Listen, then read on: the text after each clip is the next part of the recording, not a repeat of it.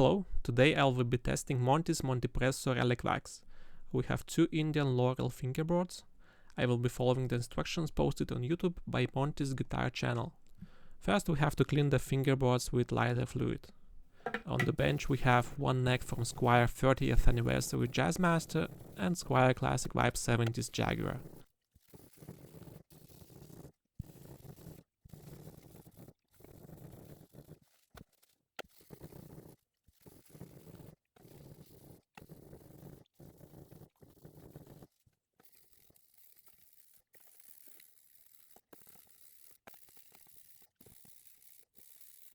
I'm applying wax using a finger because I found it's easier and cleaner than to use the tissue paper.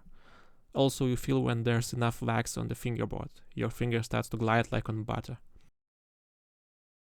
I make a second pass with wax just to make sure that it's spread evenly and to work it into the fretboard. Wax was sitting on fretboards for about 6 hours. Now I just have to clean it up with tissue paper. Here is a comparison before and after. I see a noticeable difference, although I had hoped that it would be even darker.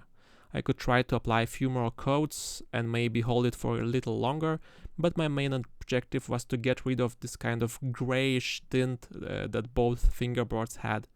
Although now after filming I see that camera did not capture that tint, but it was kind of subtle hint of gray in the wood, like if someone tried to lightly bleach rosewood fretboard. Now fingerboards have deeper brown color and I'm satisfied with that. Wax has also hydrated fingerboards, so there is no need to apply additional oils. In summary, I'm satisfied with the product, it worked as advertised. This review was not sponsored.